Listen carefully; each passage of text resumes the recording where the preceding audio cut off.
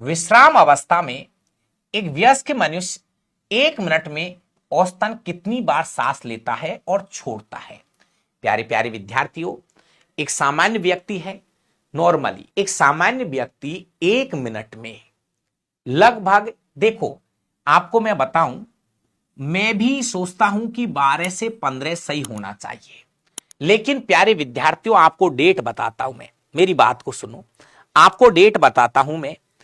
RRB group D 2022, 26/9/2022, 26/9/2022 group D का paper है, उसमें यह क्वेश्चन पूछा है। और प्यारे विद्यार्थियों, हमारी किताबों में भी इसका राइट उत्तर जो मिलेगा वो 15 से 18 बार मिलेगा। 15 से 18 बार उत्तर देना है।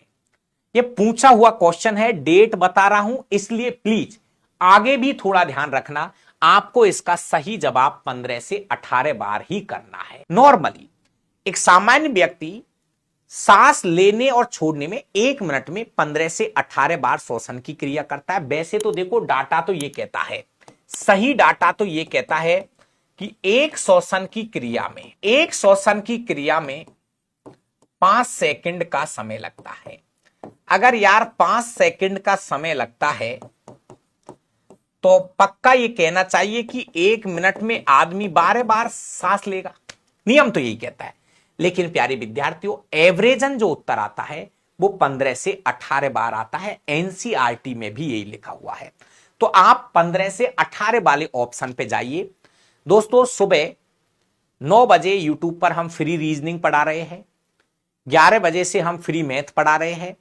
आप एक बार मेरे कहने से आप एक बार मैथ रीजनिंग की क्लास लेके देखिए। दोस्तों, मैथ पढ़ रहे हो, जहां से भी है, जैसा भी है, सब पढ़ते हैं, कोई दिक्कत नहीं। अगला क्वेश्चन है, पहले चरण के आरंभ में ऑक्सीशोषण के दौरान उत्पन्न ओवेनिस्ट उत्पाद निम्न में से कौन सा है? अच्छे क्वेश्चन है, कम पढ़े हुए हैं आपके, फिर बोल रहा हूं, कम पढ़े हुए क्वेश्चन है। प्यारे विद्यार्थियों, जब भी श्वसन की क्रिया होती है, ध्यान से सुनो, जब भी श्वसन की क्रिया होती है, मेरी बात को नोट कर लो, जब भी श्वसन की क्रिया होती है, सबसे पहले ग्लूकोज पाइरुविक अम्ल में टूटता है। सबसे पहले ग्लूकोज पाइरुविक अम्ल में टूटता है। पाइरुवेट बोल दो चाहे पाइरुविक बोल दो, एक ही बात है।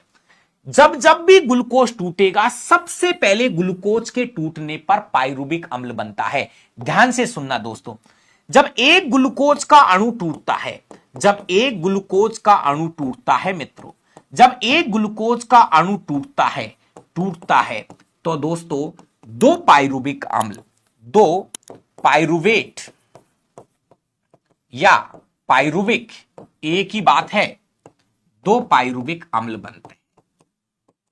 एक एक लाइन नोट कर लीजिए। आप उन क्वेश्चनों को रट के बैठे हैं जो पूरा संसार रट के बैठा है। दोस्तों, आप उन क्वेश्चनों को रट के बैठे जो सब पे आते हैं।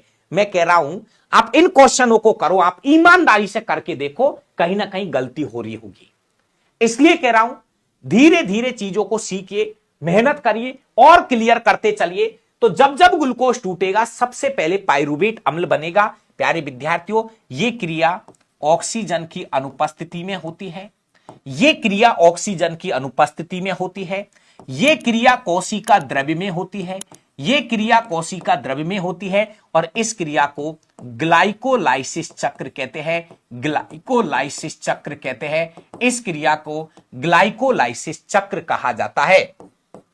इसी का नाम है ईएमपी चक्र। इसी का नाम है ईएमपी चक्र। मैं बोल बहुत चीजें रहा हूं, बहुत चीजें बोल रहा हूं, उन चीजों को आप पकड़ने की कोशिश कीजिए। सभी दोस्त थोड़ा सा सपोर्ट करें, सभी दोस्त वीडियो को लाइक किया करो, शेयर किया करो अपने मित्रों के बीच में, ताकि हमारी चीजें ज्यादा से ज्यादा उन गरीब बच्चों तक पहुंच जाए। हो सके कि कोई घर बैठा हुआ व्यक्ति भी इन चीजों से नौकरी लग जाए। चाहे कोई वायवीय शोषण करे चाहे अवायवीय शोषण करे, सबसे पहले ग्लूकोज पाइरुविक अम्ल में टूटेगा। सबसे पहले ग्लूकोज पाइरुविक अम्ल में टूटेगा, फिक्स है ये। तो ग्लूकोज से पाइरुविक अम्ल का बनना ग्लाइकोलाइसिस कहलाता है। ग्लूकोज से पाइरुविक अम्ल का बनना ग्लाइकोलाइसिस चक्र कहलाता है और ग्लाइकोलाइसिस चक्र का ही दूसरा नाम है, ग्लाइकोलाइसिस चक्र का ही दूसरा नाम है ईएमपी चक्र।